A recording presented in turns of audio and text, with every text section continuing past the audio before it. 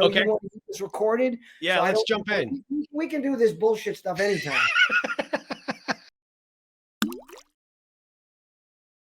Guys, I'm super excited to introduce you to Ted Rubin. Ted is a well-known keynote speaker and an author of a good number of books. Ted is got this great philosophy that I love that I got to read off his website. Life is not about waiting for the storm to pass. It's about learning to dance in the rain. When you follow Ted Rubin on social media, you're going to see he lives this as part of his life every single day. He's an incredible individual, very inspirational. He is full of great ideas. I respect and admire him as an entrepreneur, but I also respect and admire how honest he is in terms of the importance of building relationships the right way, the approaches that many brands are missing because they don't understand who their customer is or how to build the relationship with those customers. And he just has an incredible philosophy for all things life. He's just a good dude. I am also super grateful for all of the tips that he gives on some of the great whiskeys that he tries, that he shares on Instagram. So it's given me a lot of insight as to brands I may never have heard of. So I'm super excited to have Ted join us for the Ripple Effect podcast. So let's dive right in.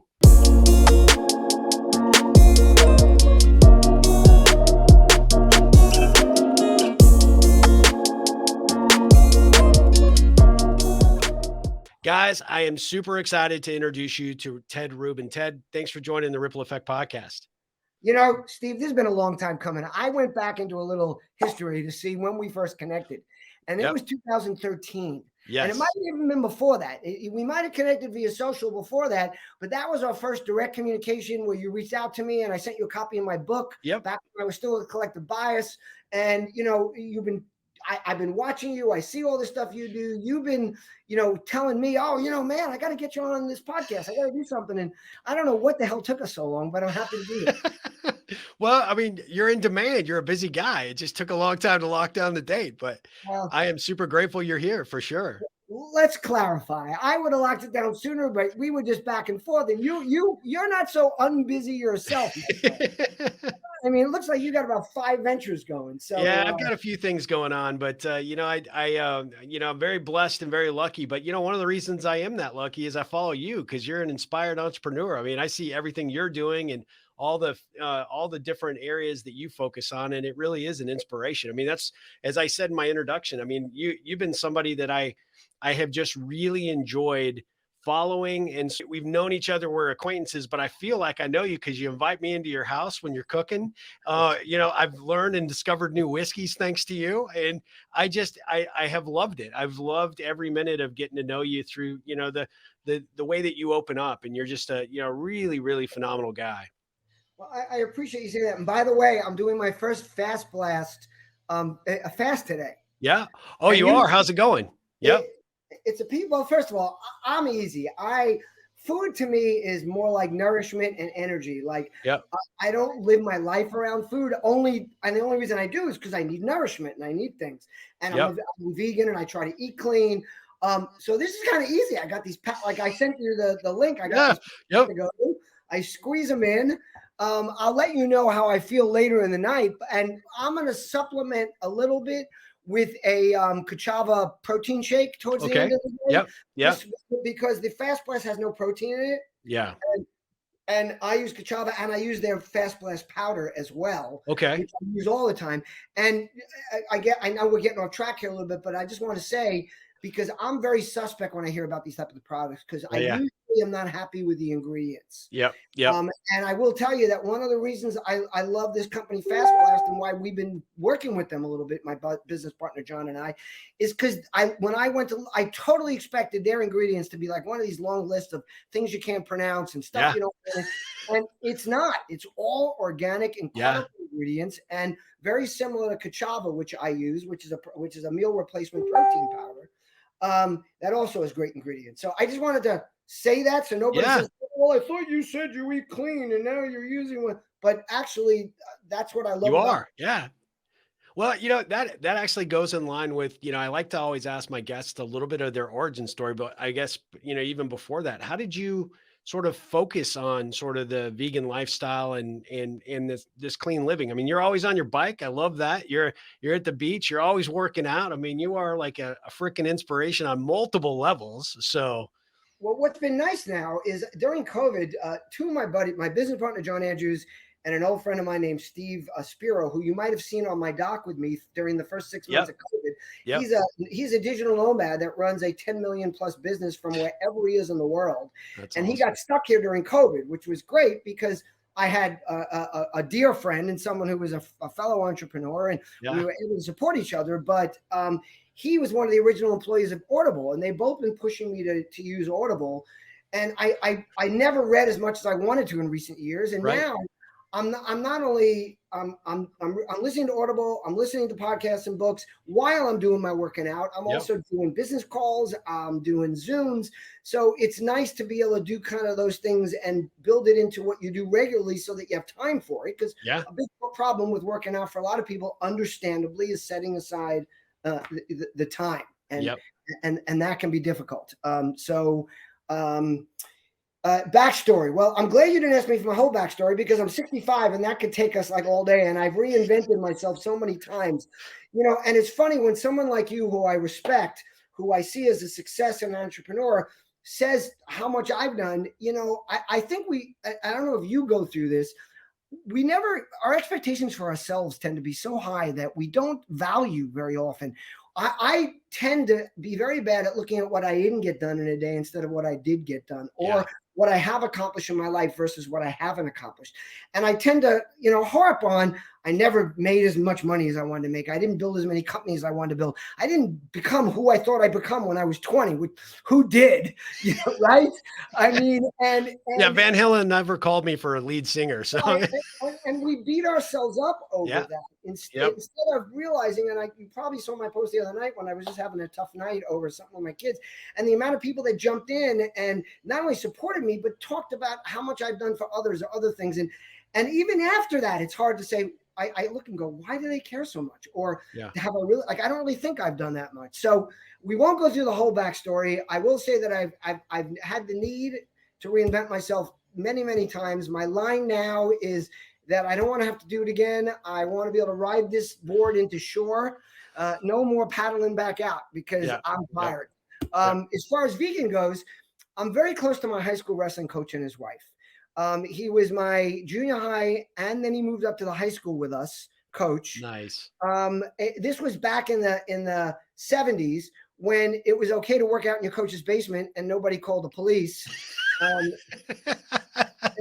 we would work out in his basement on days when we either couldn't use the gym or something, or he would have us over his house to he was a teacher. He didn't make a lot of money. He needed to build things around his house or put in tiling, or he'd have the wrestling team come and do it with him. And instead of being criticized for using child labor, what he was doing was he was building relationships and building a team. And he was teaching us to work together beyond something where we were each individual winners.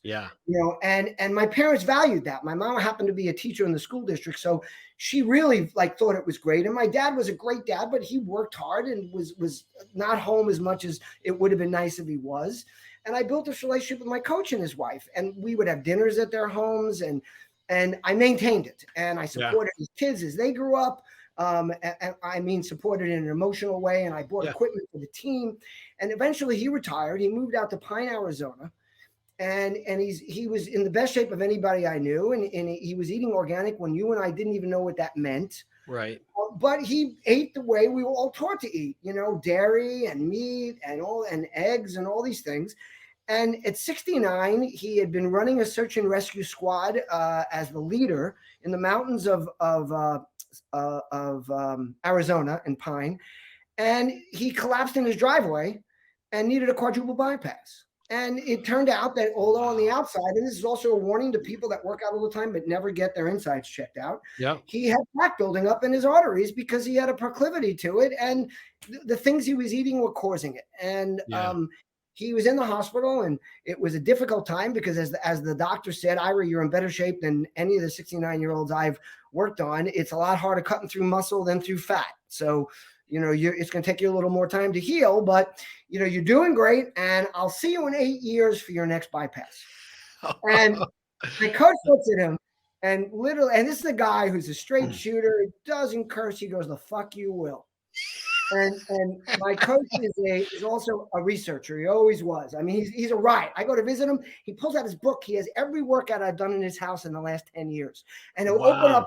He'll open up and go, okay, you're on number 6, and you're doing it. Last time you were here, and you did. And he'll give me my freaking workout. And he's online. He had his computer in the hospital, and he discovered all this conversation about plant-based eating and what meat and what dairy do to your arteries and your body.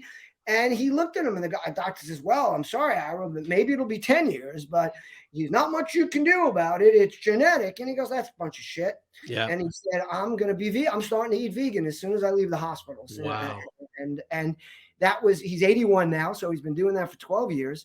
I visit him every year, and I'd come out and visit. And, my coach's wife was like a second mom to me. But imagine parents, I always try to explain this to people, my relationship with them is, you love them like parents, and they love you like a kid, but they're not your parents, and you're not their kid. So when they give you advice, you don't take it, they don't freak out. And when you see them holding hands and nuzzling each other, you don't go, "Mom, that's disgusting." Like you look at it and go, "This." You learn from it. Yeah. I take pictures of it. I share it with people. Yeah.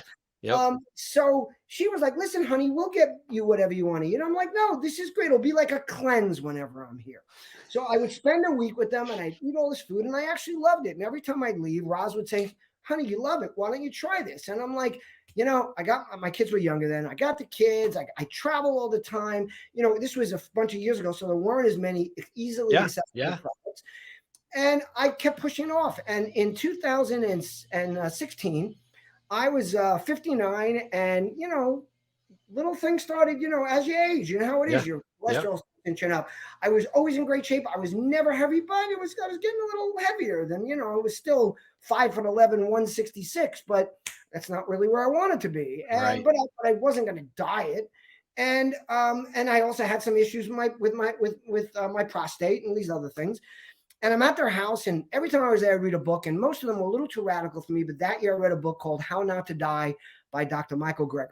And I recommend it to anybody in the world. I went to Cornell. He went to Cornell. I felt a kinship. Everything he writes is based on studies and legitimate studies, not studies done by the dairy industry about dairy, not something, not something done by a company that's hired by the dairy industry or the meat industry. And it's like a 500-page book, and I was blowing through it. My coach is watching me, and I'm probably on like page 400, and he comes over and he goes, "You like that book, don't you?" And I said, "Yeah." And remember, he knows me, and he's known me since I was 11. So he knows how to motivate me. And he says, "I'd like to challenge you to something." And I go, "What's that?" He goes, "I'd like to challenge you to go home from here after this week here and try to be vegan for 3 months." And I had to one-up him, of course. And I said, "Well, Coach, I've been reading this book, and Dr. Greger says it takes 6 to 8 months for your body to adapt, to this new style of eating. So here's what I'm going to do. I'm going to do it for a year. I'm going to start now, and I'm due for my annual physical. So I'm going to baseline my physical. Yeah. I'm going to do it for a year, go back for a physical, see what happens." After that year, there was no turning back. The dramatic change in a healthy person's numbers. Understand that I had a prostate issues for about 7 or 8 years. I had 2 biopsies. They were both negative, thank God, but it was enlarged. It was hardened. It was this. My doctor, I don't want to get too graphic on you here, but he went in for a second look. He's like, "That's impossible." Yeah. And not only did I become vegan, but I started, I read his book, and he talks about how flaxseed is amazing for your prostate, and eggs are the worst thing you can possibly eat for your prostate. And wow. And not only that, but another year after that, I had a problem with a kidney stone that had been in my system previous, and it finally came out. And I was away, and I was living in Florida at the time. I hadn't changed from my New York urologist, so I needed to get a checkup after I got back from this trip when I had this problem, which, by the way, happened at my coach's house. Another funny story. And which is never good to have it anywhere. I can tell you from experience. I warned this doctor to say to him, "Listen, you might notice that this and that about my prostate." And he's like, "I don't know what you're talking about. You have 100% healthy prostate." And, that's awesome. Wow. Then the sad part is when I talked to my doctor about this, and I said, "Well, let me tell you why." I said, "I've been trying to tell you this." And I waited another year till it was even healthier. Yeah. I said, "Maybe you want to tell your other patients about this." And he's like, "Nah, it's just an anomaly. No, but this wouldn't work for anybody else." And I'm like, Okay.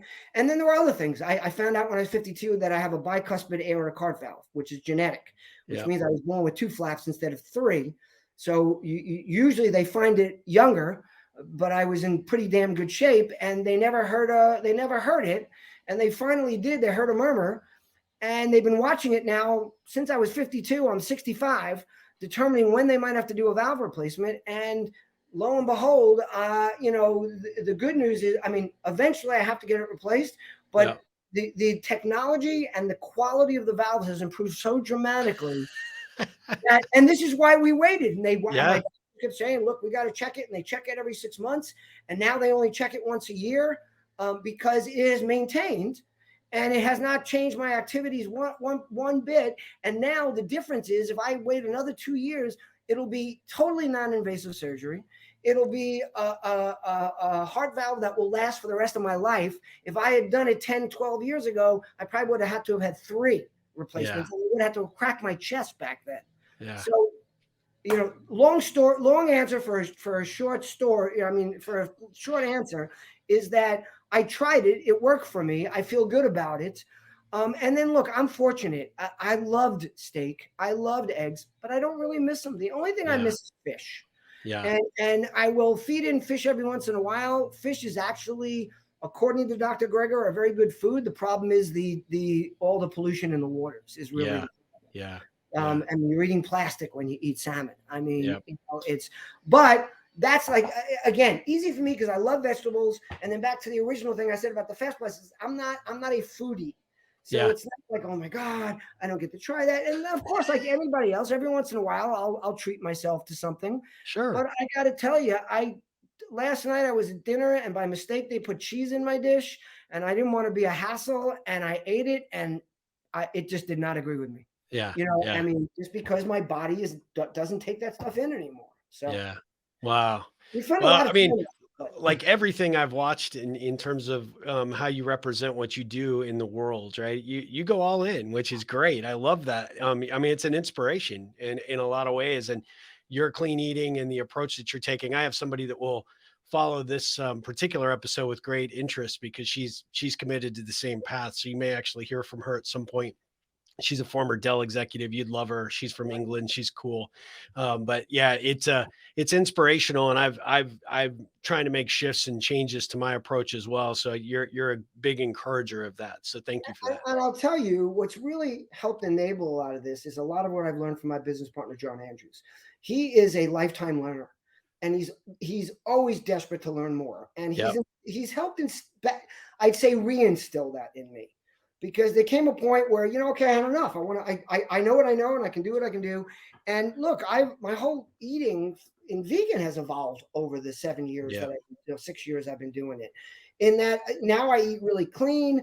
I don't eat at first I love Beyond Burgers and Impossible Burgers, but there's just there's too much processing in those things. So I'll save that for when I'm in a restaurant and they have nothing else for me and it's a better alternative for me than meat.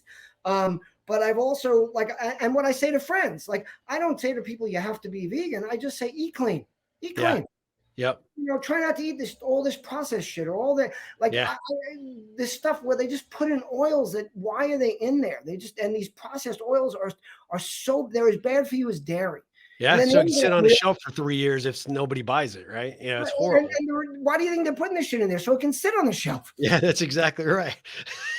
That's exactly right. Well, let's switch gears for a second. So you are a prolific keynote speaker. You've got an amazing list of books that you've put out. We're going to send a link, put a link into your website that has a list of all the books and just your great work. But what motivated you to want to become this, this entrepreneur, this tour de force? I mean, you obviously have your hands in a lot of different pies. So, just tell my audience a little bit about that experience and that backstory. Well, truth be told, and I think this is the case for a lot of entrepreneurs or people that just want to do shit our way. It's stubbornness on the one hand, and it's also way too high opinion of ourselves on the other, because, and this has lessened a great deal in the last 10 to 15 years. But when I was in my 20s, I just thought I was smarter than everybody. I mean, I'm very lucky that I had a dad that taught me to recognize people that are trying to help you and people you can learn from. So Yep. I was also fortunate to have some great mentors, and I always found a mentor. And he also taught me to build friendships that last a lifetime. And there's literally not a job, not a camp, not a major thing I've ever been involved in where I didn't walk away with at least one or two friends that were my friends from then on. And part of it was just, again, like I said, stubbornness, wanting to do things my own way, thinking you're working for a company going, these guys are idiots. Like, and by the way, most of the time they were pretty smart people, but youth engenders that to a degree. Yeah, sure. And that's why I try to give youth that leeway of, something I'll say is either to them sometimes, or when I'm afraid they might take it their own way, to somebody else, like, oh, they're young. Like and I might even use the word naive, but that's a negative word, and I try not to, because Yeah. what I just mean is that, look, it's like why I say that boomers are better at social media than young people. It's not that they're better at the tools. They're much more horrible at the tools. They're not native to it, but they know how to build relationships. And Yes. to me, social And why media, they're important and why it's critical, right? and the reason they do is not the generation they're from. It's because they're old. I mean, as we get older, we learn. I mean, Yeah. there was a time where I could never do what I could do now in a room, where I can walk in and if there's a fight going on, I know how to take it down, or I know how to fire it up. Yep. There's a time where all I ever did was get my back up and not in my head say, okay, what's for the benefit of everybody here or myself? Yeah. Your tongue, say what you think. So, youth has its pluses and minuses, but for me, it just made me think I could do things better and made me want to do it my way. I would say that one of my shortcomings has been is that I tend to learn enough about a subject so that I'm somewhat fluent in it, and I can use my relationship building skills, because that's really my innate talent, my ability to connect with people, to engage with them, to make it feel personal for them. So I'll stop learning sometimes. Like when I start a business, I'll hire Steve to handle it, and he'll say, look, let me explain this one. You go, no, you just do it. And that's a bad idea. If you're an entrepreneur, I'm telling you right now, you got to learn everything. And Yes, you do. Yes. you can't just, you can give it off to somebody to run, and you don't necessarily, of course, have to know as much as them, because you're not going to be a specialist in that. But my ball drop, and it continues to be, and I use the excuse now, well, I'm 65, I don't really have time for that anymore. Or I don't want to dedicate the time, but it's a bad habit. So for me, I jumped in, I built a very successful business at a young age, and then it crashed and burned. And that was What kind of business was that? Just to give us a little context. it was in the investment business. Okay. And I was really good at it. But again, my skill really laid in building the teams. It always has. I used to think, and here's another little tidbit for your audience or for you, whatever. You've probably seen me write about this. I used to think I was a networker. I used to use the term networking because I was very good at, reaching out to someone and then reaching out, whole node kind of thing. But what I learned, my real talent is community building. All my friends know each other. And they're from all walks of life. And in almost every area that I get involved in, I bring the people that I meet in that together. And that's what I'm good at. So again, I geared towards that in things I did. So in the investment business, my real talent was recruiting guys and training them and bringing them in and firing them up and doing the speech on stage, which is really where I first started speaking, other than taking public speaking at Cornell, which was also take public speaking. If you're in college, if anybody in the audience is in college, if you have a kid in college, force them to do it. Or the other good alternative that my younger daughter did, was she was on the debate team in high school. Because getting over that fear of talking in front of people is, and by the way, I'm still nervous of it, but I also learned that once I get up there, it's like wrestling. I used to get butterflies. I'd be laying on the mat going, Coach, I can't do it. He'd go, just get the fuck out there, Because the minute you touch the guy, instinct takes it's in. Yeah, you're on. And so, again, the mistake I made in that business was I didn't learn some of the other pieces of it as well as I should. I handed off the finances. I had an amazing controller. I let him do everything. When he decided to move into a big 8 accounting firm, that's back when there were big 8 accounting firms, and I had to get a new guy who was then afraid of me. I remember when we were out of money for something, I'm like, dude, this is your job. He's like, well, you told me to write the check. I'm like, But you got to tell me there's no money to write the check. thank you. Well, you got to tell me that we Jesus. write this check. We can't pay rent next month. Or Yeah. again, because I take full responsibility for this. I left that to other people and didn't understand it of myself. Even when people tried to teach me it, I would be like, okay, I have another sale to make, or I have another relationship to build. And it's okay to focus on what you're best at. I mean, Sure. obviously, that's what you bring to the table. But my advice is don't let those other things go by. Educate yourself, learn.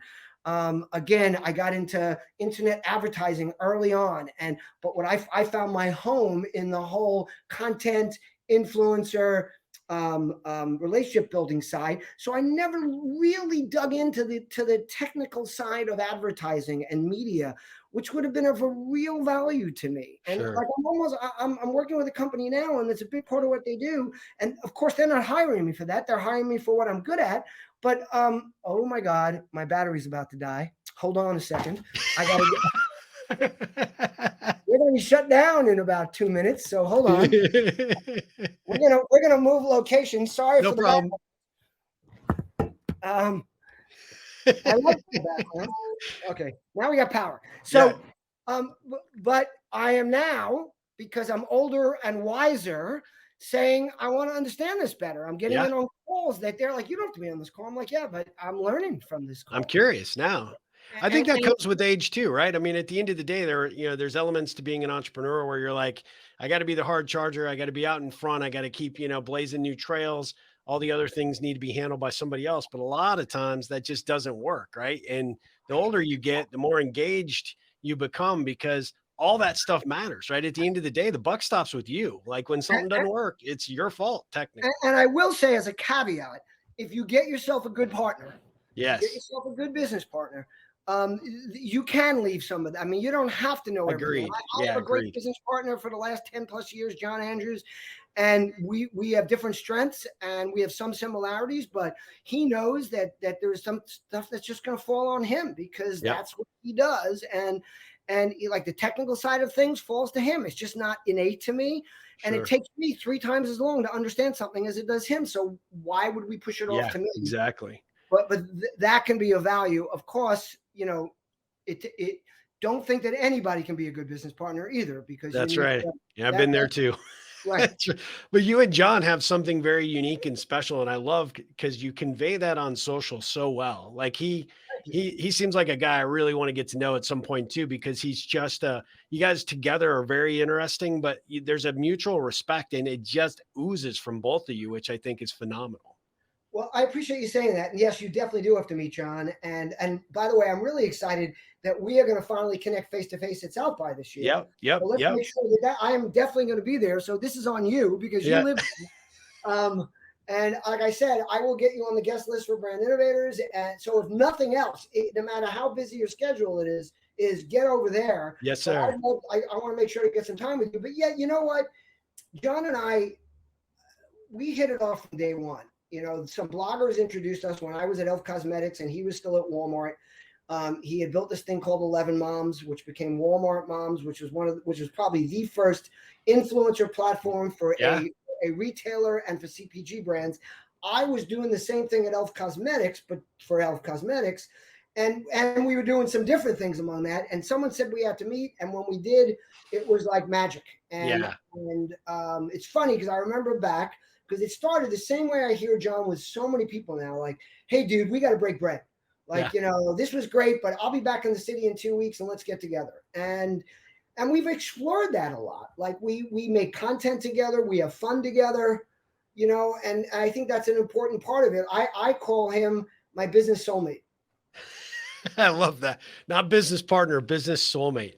Right. He's my business soulmate and he's become one of my best friends. I mean, he's I'm very fortunate. I'm blessed and with some with a real cadre of very close lifetime friends that I've added to some along the way. I always tell my daughters that when they would say, oh my God, Dad, like you have so many friends. And this was as a divorced dad when they were kind of with me alone. I'd say, I don't want you to misunderstand this. And I mean this sincerely. It's not that I'm the greatest guy in the world. It's that I work hard at it. Yeah. And I can't tell you how many friends I have that I'm the one that if I don't reach out, I'll never hear from them. And they're of course not part of that inner group. But like I just explained to my daughters, there's all different types of friends. A mentor explained that to me when I was young. Yeah. And then there was one, there are the ones that are just really those special close friends. And John's become one of those. And of course, as being a community builder, he knows all the others. We've all hung out together. We've traveled together. We've done events together. We've hung out at his house together. So, I think that's also important. And by the way, even if it's not a business partner you're going to get, have those friends that you can really open up and talk to, because there's so many times that you're going to need that. And it's not just about someone who's a mentor, and not those have value. I'm not, of course, but it's the friends that, mentors just know so much. I mean, they can only give you so much of their time. You don't necessarily share everything with them because they're not necessarily your personal friend or something.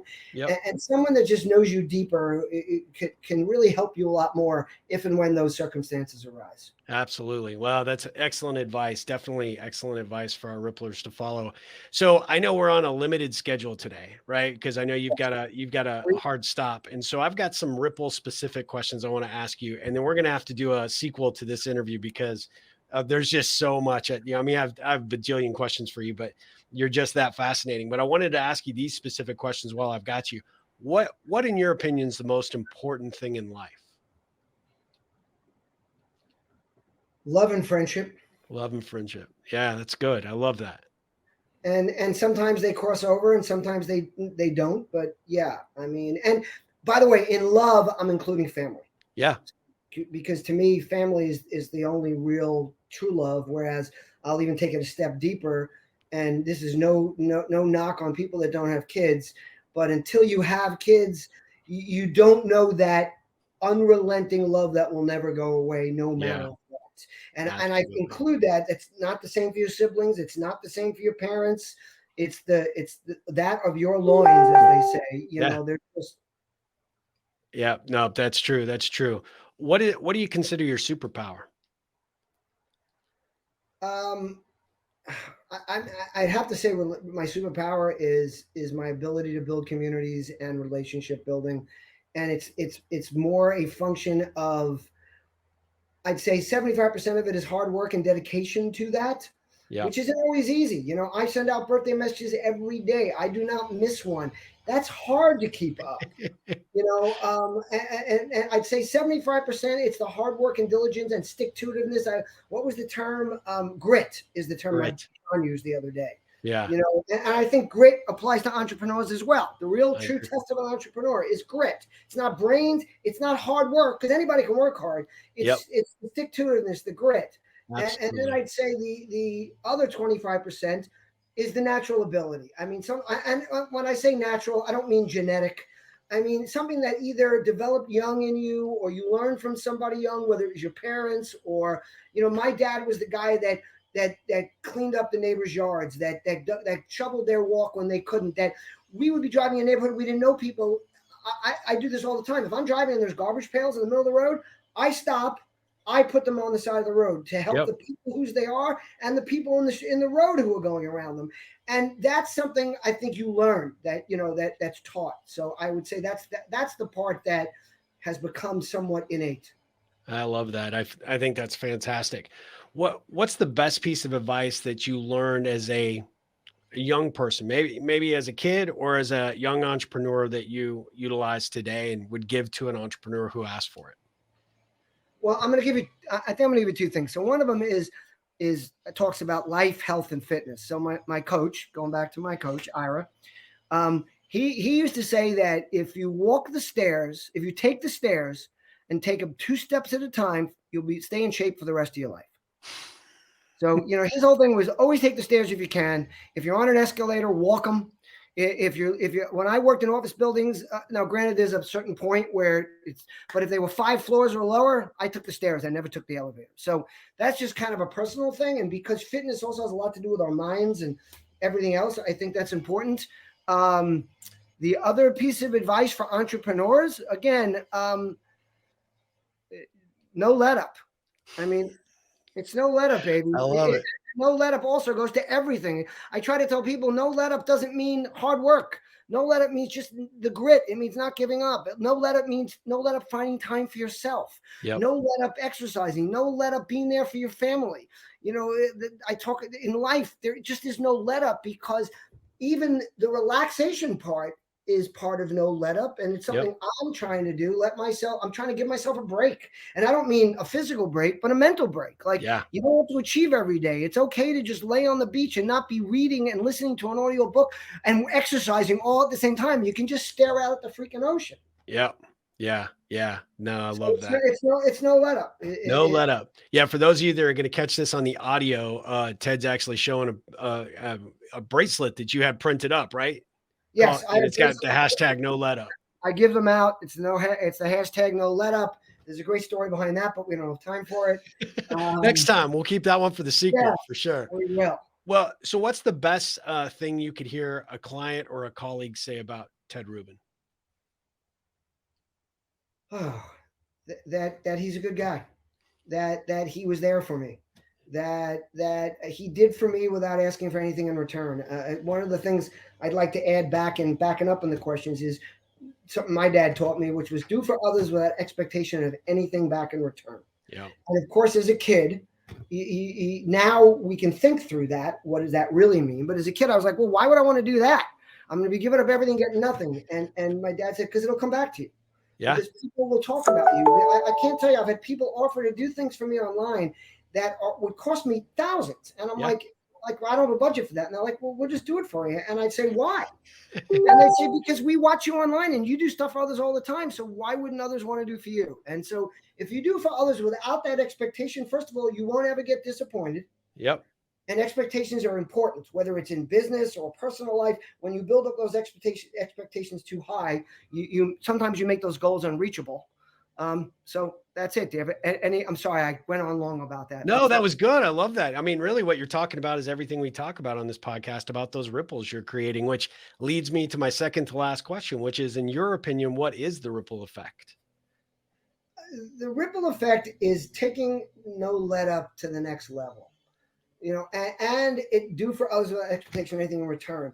It's that everything leads to something else. Yep. This is the way I see it. And this is not from reading your stuff. This is my feeling. That ripple Yep. effect, when I hear that, I think of the actions I take and what it causes down the line. Whether it's taking that call from that kid or taking a call from someone that says they want to pick my brain, and I hate that expression. Tell me you want to talk to me, you want advice, you want to Yeah. share, but don't tell me you want to pick my brain. I mean, Yeah. but take the call anyway, talk to people. It's really, again, we forget sometimes all the things we do with the effect we have on others. And again, every once in a while, someone will reach out and go, 4 years ago, I reached out to you and I didn't know what to do as my next step. And you talked to me for an hour and a half. Yeah. And you have no idea the effect that had. There's a ripple effect. Yeah. And it goes beyond, because the true ripple on or ripple effect is the effect it had on people that he either did the same thing for, or just the job that he took because of that, and all the people he affected down the line. Yep. Oh, that's a great, I love it. I love your attitude about that for sure. And you are what I would consider a rippler, right? You've got return on relationship. You understand the importance of investing your time and energy in people that you know and that you respect and admire, and also those people that are willing to have the confidence to come to the table and ask you for your guidance and help. And you beat me to it, because return on relationship is what brings all that together. It does. It's doing for others. It's no let up. It's rippling on. It's all that return on relationship that either comes to you. And return on relationship doesn't just mean return on relationship to me. It means the return on the relationship that others get, that the Yep. return that they're receiving. Yeah. No, I love that. Well, my last question for you, Ted, is what ripples can I be creating for you? How can I help you? Well, you just did. You had me on your show finally. Jeez, I've been waiting for this. You reached out and very forcefully told me that you're going to make sure to see me in Austin. So you've done it there, and I'm going to leave a little. I'm going to leave a little in the bank, for when I need it. So Deal. Well, I respect and admire you more than words can really adequately express. I mean, I have really appreciated everything that you put out there. You are a real inspiration to folks like myself, just because you're true, you're genuine, and you're willing to contribute when and where you can, which I think is phenomenal. And Coach Ira, I guarantee, is proud of you for what you are representing out there in the world, because you've got that, that no let up in everything you do. And I am truly grateful our paths crossed. Me too. Well, Ted, real quick, how can people learn about you? How would you like them to follow you? And, can they order your, the books? You've got multiple books on the website. Do they order them from there? Amazon? Just, real quick. The links on the website go to Amazon. So just Okay, go to perfect. Amazon and Google Ted Rubin. I mean, and search Ted Rubin. And there are 4 basic books. Be careful, because 2 of the books were created by this company that takes my tweets based on the same topic and turns them into a book. So they're kind of cool, but it's 140, like the old 140 Yeah. characters tweets about the topic of return on relationship and how to look people in the eye digitally. But just make sure, if you want the book, that's not the actual book. But it's very clear. If you just, I mean, a lot of us don't read, as John and I like to say, you need to use the reading app, like, or the asking app. Like, you'll be walking through an airport and someone will go to you, hey, do you know where gate 54 is? And you're like, well, there's the sign right up there, but yeah, go over there. Or we're spinning around looking for something, you can just ask somebody. So if you read the titles, you'll see which ones they are. As far as finding me, I'm really easy to find. If you just Google Ted Rubin, about the first 15 pages is me. I am everything but the 100-year-old Medal of Award winner, whose real name is Tibor Rubin, and they call him Ted. I can assure you that's not me. I did not win the Medal of Honor in World War II. Otherwise, it's all me. You can go to tedrubin.com. You can go to returnonrelationship.com. You can go to Ted Rubin on LinkedIn. I'm Ted Rubin on just about every social platform. The only one it's different on is YouTube, where it's at Ted Rubin. Yeah. And don't even ask me about that whole crazy. Well, Ted, thank you so much for being a part of the Ripple Effect podcast. You are awesome, and this was so much fun. I am grateful. I just want to wish you the best rest of your day, and I will we will have you back for the follow-up episode, because there's a lot more to discuss. And let me share one more thing, because I always share this, and I'm happy to do it.